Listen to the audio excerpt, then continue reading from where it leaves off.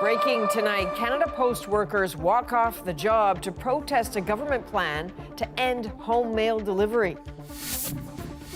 We feel our hands have been forced to take these actions. Back on strike, the union says it is outraged. Ottawa says it's trying to save Canada Post. We can't go on with Canada Post losing $10 million a day. We break down the plan and the politics. At Issue is standing by. Also breaking tonight, former FBI Director James Comey, a key target of Donald Trump, now indicted. Comey's a bad person. He's a sick person. And Ontario bans speed cameras. People are fed up. They're tired of getting tickets for 5 kilometers, 6 kilometers over. But will it make roads safer? From CBC News, this is The National with Chief Correspondent Adrienne Arsenault. Thanks for joining us. We're following breaking news tonight. Canada Post workers are back on the picket line, a new nationwide strike underway after the federal government announced big changes to how Canadians will get their mail and where. So that includes moving more households to community mailboxes and allowing for longer delivery times. Ottawa says it is trying to save a broke and broken corporation. But the union representing many Canada Post workers says this will make things worse. The new strike was called within hours of the government announcement. Ashley Burke walks us through the changes to come and the reasons for them. Deep in debt, effectively insolvent, and facing what the government calls an existential crisis.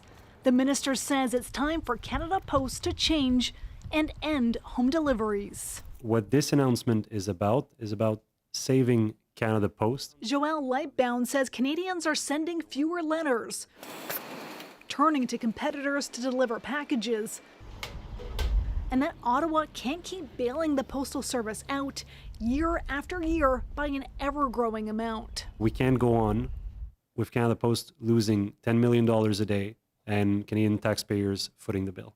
So he's directing Canada Post to end the door-to-door delivery that a quarter of Canadians still get. 4 million addresses expected to move to community mailboxes over the next 9 years. I'd rather have my mail delivered at my house because I don't want to have to walk. Mail should be mailed. You have your box in your house, done. I'm sure it'll be fine. I'm not too worried. I would be fine with it for us, but I worry about the people that aren't capable. Seniors and people with mobility issues can apply to keep home delivery. Mail's really important to me. I mean, I get so much through the mail.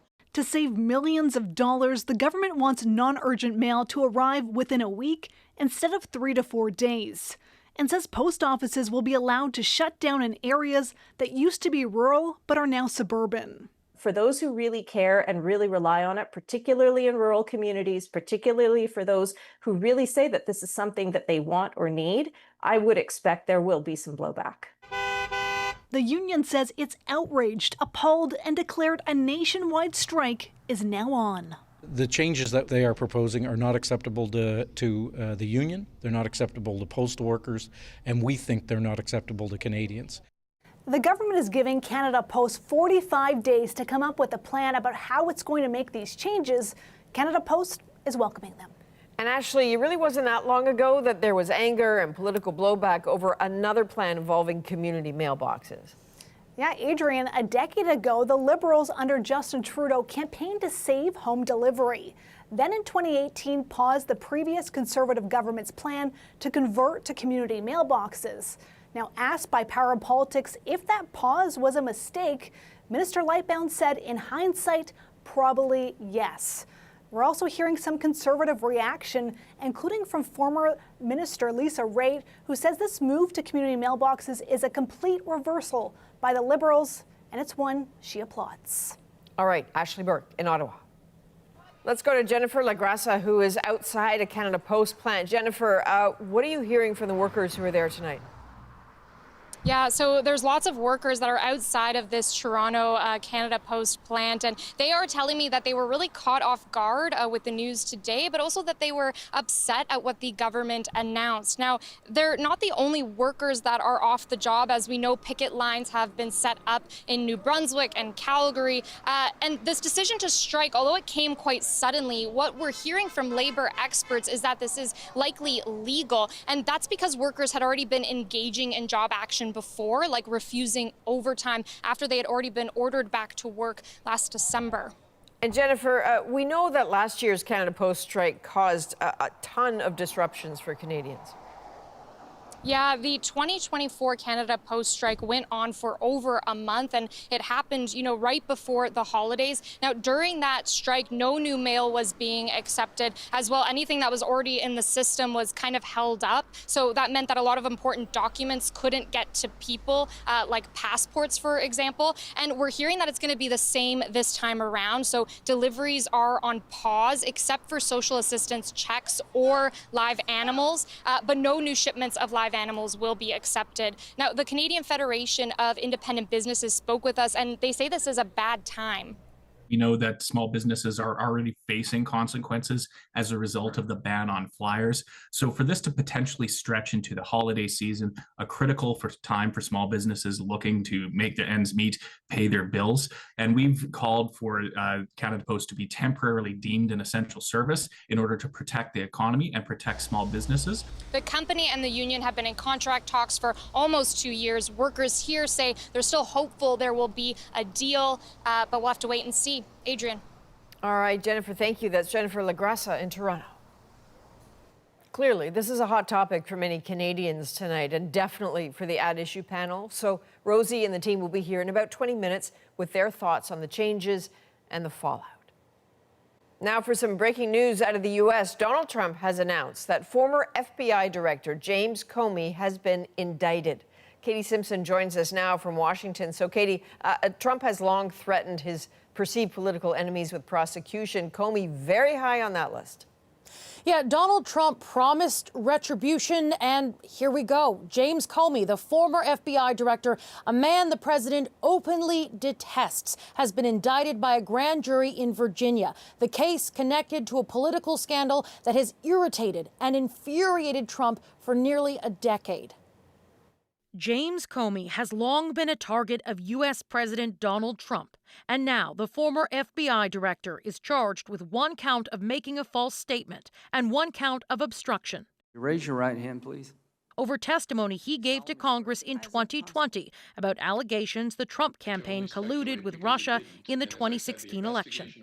Attorney General Pam Bondi wrote, "No one is above the law," citing a commitment to holding those who abuse positions of power accountable for misleading the American people. Comey's a bad person. He's a sick person. I think he's a sick guy, actually. He did terrible things at the FBI. Trump publicly pressured his attorney general to speed up investigations into his opponents. In this now deleted post on social media, Trump complained about no action against Comey and others. "They're all guilty as hell," he wrote. "We can't delay any longer. It's killing our reputation and credibility." A post that deeply alarmed some Americans. The president said the quiet part out loud. He directed DOJ to pursue his enemies, and that's antithetical to the rule of law. Fear is the tool of a tyrant. In a video posted to social media, Comey says he's ready to defend himself. My heart is broken for the Department of Justice, but I have great confidence in the federal judicial system, and I'm innocent. So let's have a trial. The Trump administration went to great lengths to make this happen. The U.S. attorney originally leading the investigation resigned, unwilling to prosecute the case. He was swiftly replaced by a Trump loyalist, a White House aide who was a former insurance lawyer. And Katie, regardless of the merits of this case, all of that just makes it look political. It fits into a broader pattern of the Trump administration using the power it has to go after its opponents in all kinds of settings. Initial reactions so far from Democrats. One senator said, "We're not on a slippery slope toward a constitutional crisis. We are in the crisis." All right, that's Katie Simpson in Washington. Now, Donald Trump also signed an executive order tonight to keep popular social media platform TikTok operating in the United States while resolving long-standing security concerns related to its Chinese ownership. I spoke with President Xi. We had a good talk. I told him what we were doing, and he said, go ahead with it. Details of the deal haven't been finalized, but the idea is that 80% of the company in the U.S. is controlled by an investment group funded in part by billionaires closely allied with Trump. The rest stays in the hands of the Chinese company ByteDance. A law passed by Congress last year would have banned TikTok across the U.S., but Trump has allowed it to keep operating as he seeks a deal with Beijing. And the American ambassador to Canada is suggesting pre-clearance to the U.S. and Canadian airports could soon be up for review. Numbers are down. We're not sure we can make the numbers work anymore because this is a pre-clearance is something that is done at the expense of the U.S. government. We pay for it. At a business forum in Banff, the ambassador said that the United States was not ending pre-clearance, but they may have to look at it, in part due to the large drop-off in Canadian tourists. Cross-border travel has dropped amid Donald Trump's tariffs and threats to make Canada the 51st state. Well, drone sightings again shut down airspace over part of Denmark tonight. Officials calling it another hybrid attack intended to spread fear. Russia has denied responsibility, but as Margaret Evans tells us, the drone incursions are also exposing the vulnerabilities in European airspace. Copenhagen's airport up and running as normal after being forced to temporarily close earlier in the week by an unknown drone incursion. There were more overnight at 5 other Danish airports and a military base, spooking governments across Europe. The goal of this kind of hybrid attack is to create fear, said the Danish Justice Minister Peter Hummelgaard. The Defense Minister, Troels Lund Poulsen, said a professional actor was clearly responsible. Natasha Lindstad thinks that points to Russia. This really fits into what Russia has typically engaged in, hybrid forms of warfare, with the main aim to incur some kind of economic or psychological pain. Russia has denied any involvement, but earlier this month, 19 suspected Russian drones were shot down over Poland, and Russian fighter jets expelled from Estonian airspace. Critics say it exposes NATO's vulnerability. These drones are part of a recent NATO exercise with Ukrainian special forces sharing lessons from the battlefield. Up to 70% of Ukrainian casualties are now from drones, according to Lindstad. They intercept somewhere between 80 to 90% of the drones that the Russians are launching on Ukraine. But because there are so many of them, they're able to do a lot of damage. Russia's attack. On Wednesday, Ukrainian President Volodymyr Zelensky told UN delegates in New York that the world is moving too slowly to protect itself from a new arms race. Now, there are tens of thousands of people who know how to professionally kill using drones. There is now new impetus to European calls for a drone defense system to be built along the European Union's eastern flank. Margaret Evans, CBC News, London.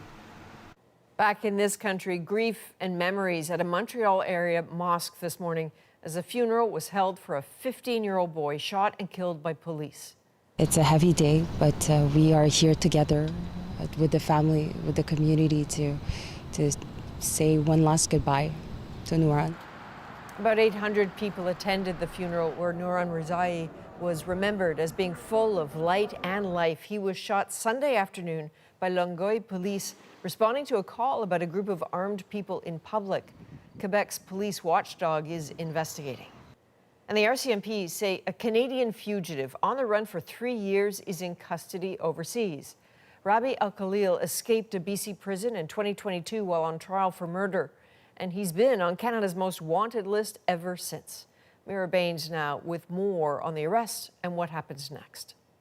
After 3 years on the run, now RCMP say BC fugitive Rabi Al-Khalil is in custody in Qatar. He was arrested because he was using an alias in Qatar. The 38-year-old was convicted in the brazen daylight killing of a rival drug trafficker at a cafe in Toronto's Little Italy back in 2012 and a targeted gangland killing in Vancouver that same year. RCMP say Qatari police played a critical role in his arrest. We now have an official confirmation from Qatar officials who've been very supportive with and working alongside with us to confirm this, which included, fingerprints and photographs of Mr. Al-Khalil to share with us. Earlier this month, investigators announced charges against 3 men who allegedly helped Al-Khalil escape from a BC jail in July 2022, but only 2 were in custody. Al-Khalil's daring escape involved 2 men posing as contractors. They drove a white Econoline van and helped Al-Khalil break out while awaiting a murder trial. Another break came last week when a RCMP-led unit said one of the men suspected of helping Al-Khalil, John Potvin, had been arrested in Spain. In an unusual twist, an individual using Potvin's name commented several times on the unit's Instagram posts about the case. It was definitely comical to the messages that was going back and forth. While Spain has an extradition treaty with Canada, Qatar does not. Diplomacy will be key, says this immigration lawyer. These kinds of international diplomatic negotiations can take days or years, depending on the relationships between the 2 countries. Another concern police say will be the level of security measures in bringing Al-Khalil back to Canada, given his international connections and ability to elude authorities. Mira Baines, CBC News, Surrey. Ontario's premier has announced he is introducing legislation to ban speed cameras across the province, calling them a cash grab and a black and white issue. Philip Leishanok shows us several municipalities, researchers, and some residents see it very differently. In Toronto alone, the frustration with speed cameras has boiled over. Targeted dozens of times, people have even been caught on video chopping them down. Because enough is enough. Now Ontario Premier Doug Ford will be taking them all down in one fell swoop, with new legislation banning municipalities from using them. This is nothing more than a tax grab. They need the money. The city of Vaughan, north of Toronto, stopped using them after residents complained. People who'd never gotten a speeding ticket in their entire driving lives being dinged with not 1, not 2, but in some cases 6, 7, 8 tickets. But other mayors say they save lives. Torontonians, especially kids and seniors and families, deserved to be safe. We know speed cameras work. A large-scale study by Sick Kids Hospital and Toronto Metropolitan University found the cameras reduced incidents of speeding by 45%. Average speeds were reduced by 11 kilometers per hour. Cities like Windsor, Brampton, and London had planned to roll out more. Is the Premier going to cover the cost of the broken contracts with the camera providers? This municipal affairs expert says just like his attempt to remove Toronto bike lanes, Ford is overstepping. The province seems to have a very big appetite for interfering, especially when the Premier thinks that such a move plays to a constituency that he wants to build on. BC banned speed cameras in 2001, while Quebec, Saskatchewan, and Manitoba allow them. Alberta restricts the use of speed enforcement cameras only in school and construction zones. Ontario plans to allow municipalities a year to get rid of them, and it says it will establish a new fund for alternative traffic calming measures like speed bumps. Philip Leishanok, CBC News, Toronto. Canada's oldest national park is making ambitious moves to lower how much waste it produces. From our perspective, all single-use items are a problem, whether they're plastic or not. The creative solutions it's finding to reduce and reuse. Next. Plus, these are tense days for Toronto Blue Jays fans. We're a little nervous, everybody's a little tight, but I think we got this. Can the team turn its pre-playoff slide around? And later, an act of kindness after a marathon malfunction. If I would have been in his shoes, literally I would have done hope that someone is doing the same to me. We're back in 2.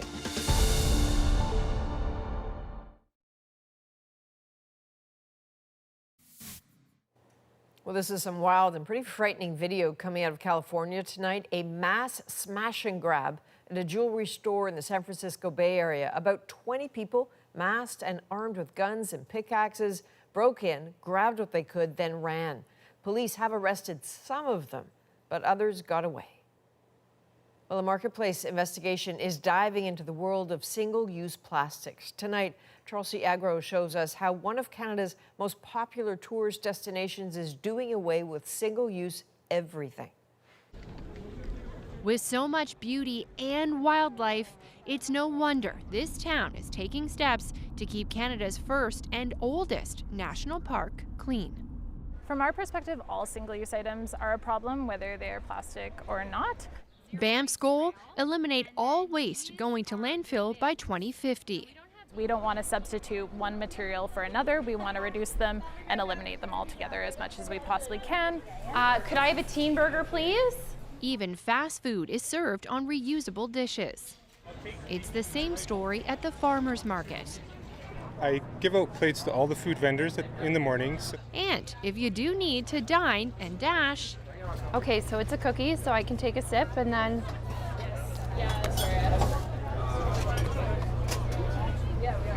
Oh my gosh, what a great idea. All taste, zero waste. That's also the inspiration behind Muse.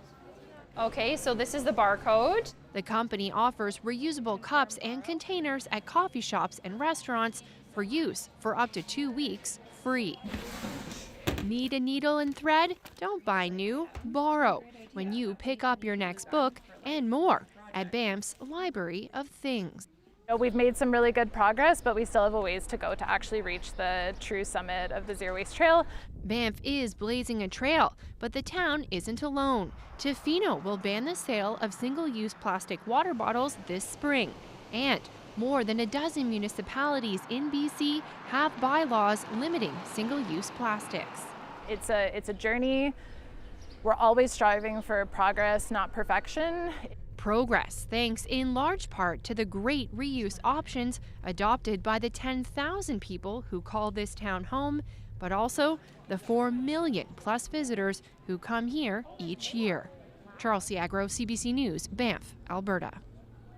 You can watch the season premiere of Marketplace, Plastic Alternatives, Eco-Friendly or Eco-Fiction, Friday at 8 p.m., 8:30 in Newfoundland on CBC TV or anytime on CBC Gem and YouTube. Well, Toronto Blue Jays fans are on the edge of their seats in the final days of the regular season. I feel like this has been the most exciting one since 2015 and 16. Why fans are hoping for more than just a spot in the postseason. Plus, after the break, Rosie's here with that issue. Hey, Adrienne, tonight we're going to talk about the decision by postal workers to go back on strike after the government's announcement to end most door-to-door delivery. There are limits to our capacity to bail out Canada Post year after year. So what will the political fallout from all of this be? Chantal, Althea, and Andrew join me to talk about that and a whole lot more.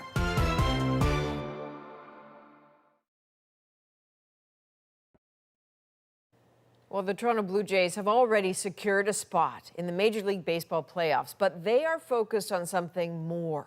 Fans sold out the first release of tickets for October baseball, and as Tom Stagg shows us, players are still pushing for the division pennant. After spending summer on a high, some Blue Jays fans are suddenly in a panic. Their team, already bound for the playoffs with World Series aspirations, has hit a rut. We're a little nervous, everybody's a little tight, but I think we got this. We already know we're in the playoffs, we're good. When you're a real fan and you're a true fan, you know that this is your team and you know that no matter what in a pinch that they will pull it out. Meaningful September baseball. Toronto lost 6 of their last 7 games. Then on Thursday, with the bases loaded, Dalton Varsho finally gave the team a jolt. And he's hit it high and deep to right. A grand slam to take the lead, followed by this. Springer hits it well to the opposite field.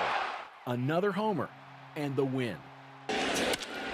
With those rival Yankees hot on their heels, fighting to win the division. A crown that has eluded the Jays for a decade and appeared within reach for weeks.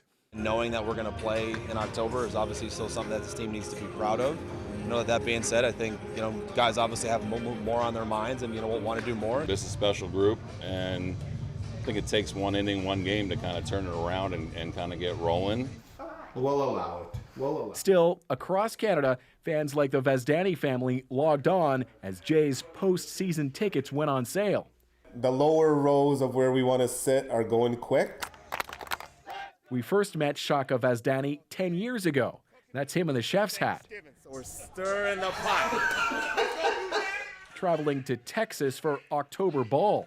All of it now a distant memory of when the Jays were last AL East champions.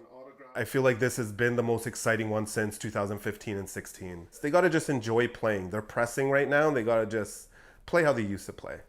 The Jays could still clinch the division title this weekend, but they're keeping fans on edge until the dying days of the season. Thomas Dagg, CBC News, Toronto.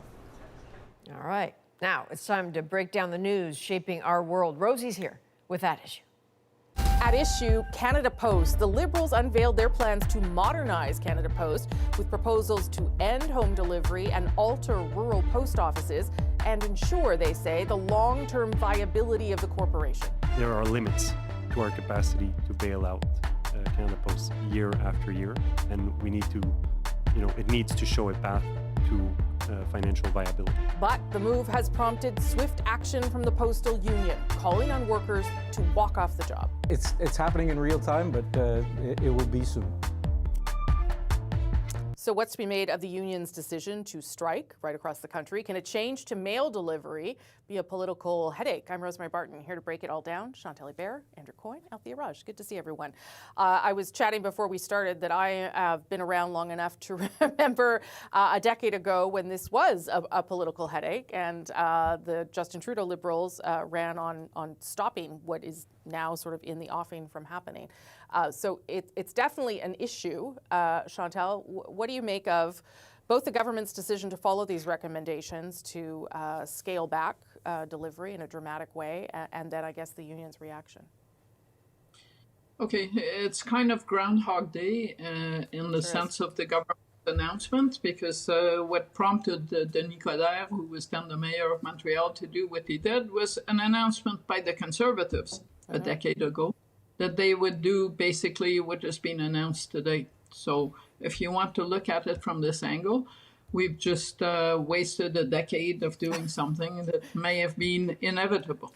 As for the decision to strike, I guess it's a choice the government made to make this announcement as negotiations are still ongoing over a labor contract between the postal workers and Canada Post, but they are in a strike position. It seems to have blindsided them. I wasn't there, so I don't know. But I am not surprised that that's the reaction. And to your basic question, can changes to Canada Post bring political headaches to a government? Yes, we will get to test again, possibly, the government's preferred way of going to the Labor Relations Board to end the work stoppage. Denis Coderre, for people who don't remember, took a jackhammer to a community mailbox, I think it was back in 2014, as a response to this, and it became, to Chantal's point, an election issue.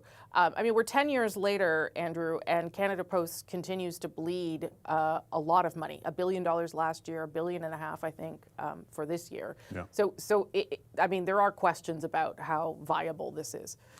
Yeah, I mean, listening to management and labor, what's that old line about two bald men fighting over a comb? You know, the union seems to think that the purpose of Canada Post is to provide them with things to do. And regardless of what is the cost to the taxpayer or the cost to the consumer. So the losses mount, and the union is just in this kind of never land where nothing has happened.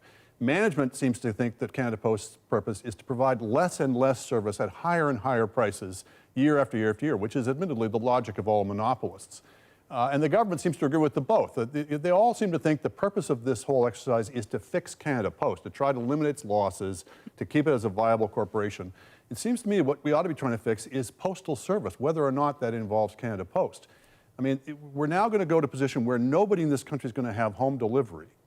Could somebody else provide postal service in their place? No, they're not. They're not allowed to by a statutory monopoly. Now that, you could argue about the validity of that in the past, but we're now in the absurd position where we're going to keep enforcing a statutory monopoly for Canada Post on a service it refuses to provide.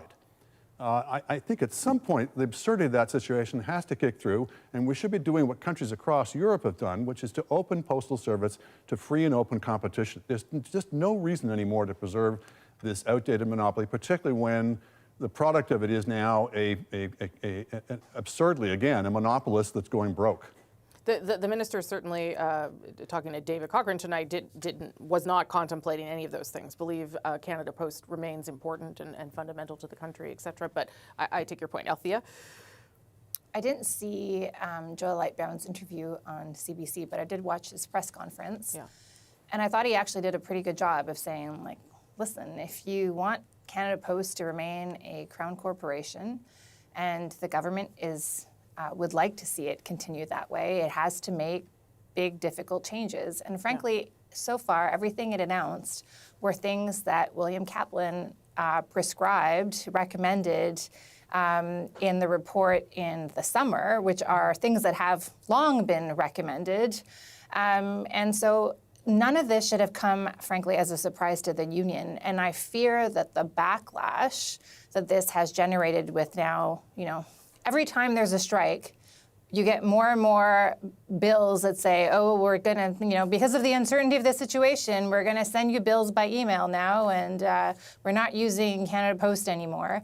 And so they're kind of hurting their cause. And if we want to go the way of Royal Mail in the UK to be privatized and I think owned by some Czech billionaire, or Austria or the Netherlands or Germany, then I think this is a fast way to get there. But Mr. Kaplan, in his report, much like the government said today, it is completely financially unsustainable. And I think Canadians can see that. Whether the Trudeau government should have gone ahead with the Harper Plan and more community mailbox, maybe, but it's not the only reason they're in this mess. They're in this mess because of their collective agreement basically harms them in that they can't pivot in a way, and they've lost parcel, very lucrative contracts, or I shouldn't say, very lucrative arm of the business to third-party companies that can be more nimble. And if they could do more part-time work, then, that's another recommendation in the Kaplan report, then maybe they would be able to be more financially viable. But I think faced with these facts,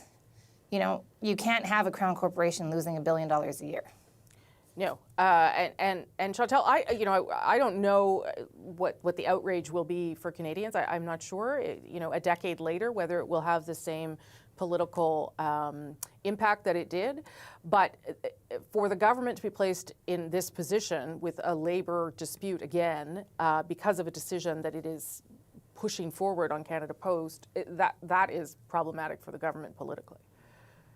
Possibly, but it's also problematic, I'm guessing, for the government to allow a negotiated settlement to come through on terms that would not work for its plans to deal with Canada Post.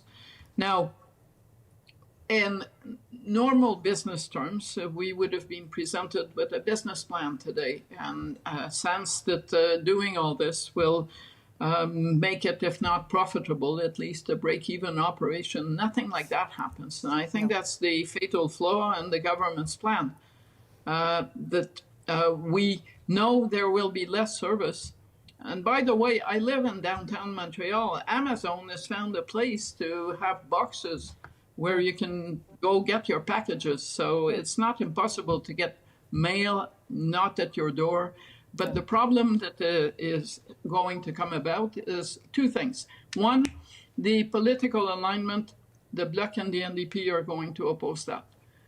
So it's going to rest on the Conservatives. Logic would suggest that it was their solution and they would back it. If that's the case, then that basically means that Canada's two major parties, the only two parties that stand a chance at governing in the near future, agree that Canada Post will stop home delivery. I'm not sure where that leaves the union. 30 seconds or so to you, Andrew. This is, I think, going to be the 13th national postal strike in several decades. Every time they do it, they lose more market share. They're already essentially irrelevant in the parcel delivery, which is the competitive side of the business. The only thing they've got left is the letter mail. They're driving themselves out of business with that, even though they have a monopoly on it. It's obsolete. It's not because letter mail is obsolete. It's flourishing in other countries, or much more so than it is here. It's that the Postal Service as a organizational structure is obsolete. Quick last word to you, Althea. I think the political takeaway from this is there's very little chance that we're going to have an election in November, because this is going to be unpopular on many sides that the Liberals are aware of, whether that's from the resident side or on the union labor side, which is kind of a problem that they've been trying to mend since they miscalculated on the Air Canada strike.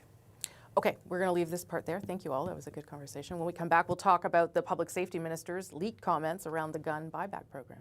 They are going to rip $750 million away from our border and police services to harass duck hunters and farmers. How is the Prime Minister defending the minister and the program itself? That's next.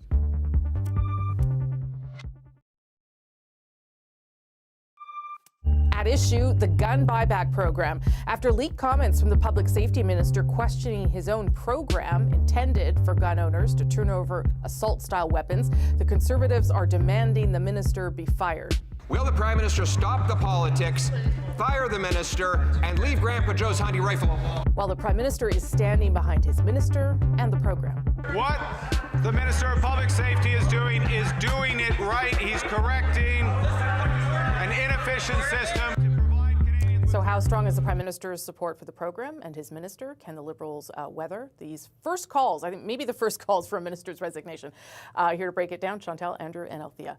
Althea, let's start with you on this. Certainly, the Minister of Public Safety didn't look great given this conversation that he had with a tenant where he seemed to express some skepticism about the program or the way it was being implemented. And the Conservatives, who don't like the program to begin with, have really, latched on to that. MPs often try to extract themselves from difficult conversations with their constituents by telling them sometimes things that they want to hear. But in this case, he tells his constituents, well, if I had, to start this program from scratch, I wouldn't have done it this way. He jokes with them that he might bail him out. At one point, he tells them that, you can relax, like the municipal police services don't have the resources to enact this law. Basically, at the moment, there's an amnesty for gun owners who have prohibited weapons. But as of October 31st, that amnesty will be lifted unless the government extends it. And you could be charged. It will be a criminal code offense to have these guns and not have registered them with the government, or send them back to get money back, or whatever the process is for these gun owners. How long can the Prime Minister hold on? PMO seems to have decided that they believe in backing their minister at the moment. The longer the calls go on, the more difficult that becomes. But if Mark Carney decides to shuffle or remove Mr. Anasangri from his cabinet post, he basically tells the Conservatives what they need to do to go after a cabinet minister. And so I think the government is very hesitant to go in that direction, and he's going to try to hang on as long as possible. There is also going to be a cabinet shuffle in the months ahead, and so hopefully, I think, the government is hoping that it can do the musical chairs around that time. It's a policy that is inherited from the Trudeau Liberals, Chantal, but it's obviously a policy that is also important to Quebec, which is where the party's base is right now, the largest part of its caucus. So all those things are important. It's also important in terms of a sort of a value positioning against the Conservatives as well.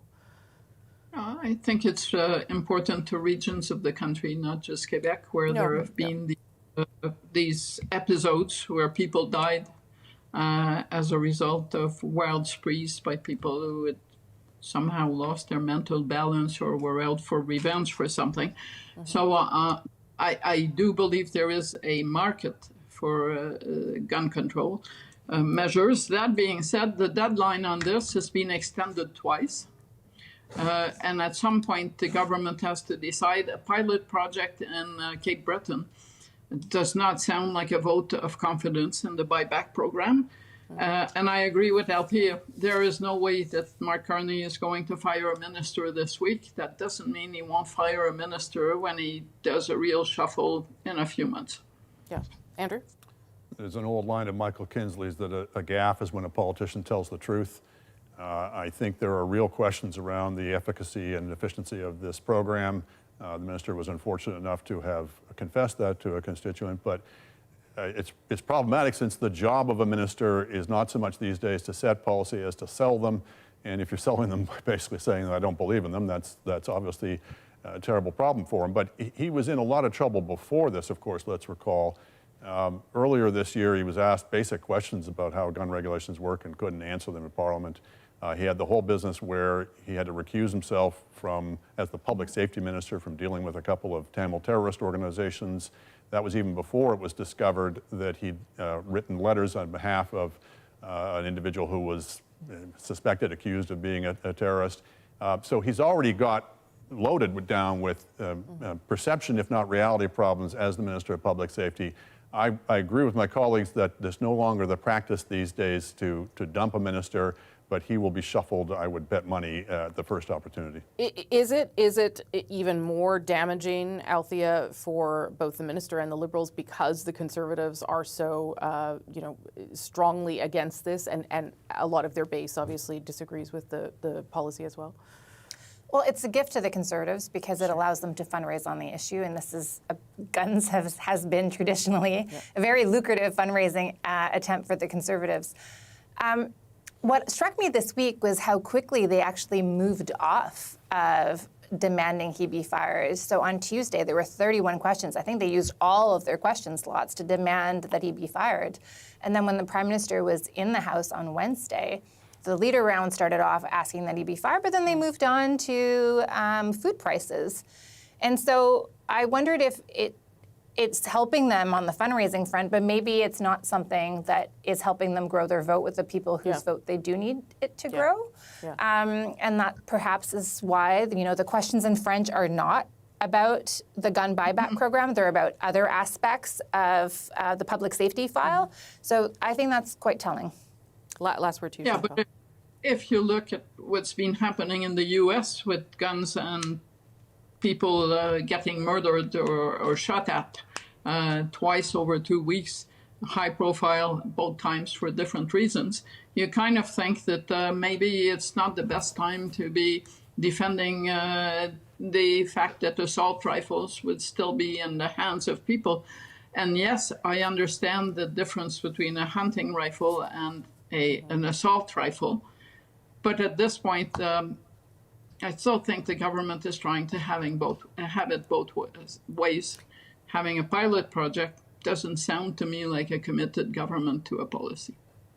Well, I think they need to do the pilot project for to find out what the kinks are before they roll it out. I think that's wise. The program is already rolled out to businesses. I think it's important to flag that, and the money has already been booked. So to go against an election promise that they've made so many times would be quite a big, bold move. Okay, I got to end it They there. also have recruited as a star candidate a survivor from Polytechnic, Nathalie Provost. I don't really think you want her to quit. 6 months in. Got to leave it there. Thank you all very much. That is that issue on the national. We're going to continue part of this conversation. We're going to talk about Mark Carney's meetings with world leaders, Canada's perhaps changing role in the world. Now I'll throw things back to Adrienne in Toronto. All right, thank you, Rosie. A footwear fail at the Berlin Marathon leads to a sideline swap. And I was like, hey, Jesus, wait a second. I have a pair of shoes on me. How an act of kindness can go a long distance. That's our moment. Next.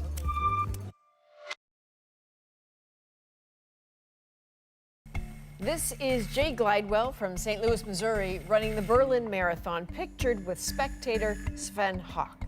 Now, we're telling you about these two because they were strangers and then became fast friends after an incredible chance encounter, lending a shoe to a soul in need. Makes our moment tonight. We were standing during the marathon near the kilometer 10, and then suddenly a guy lost his right shoe, so he threw the shoe away.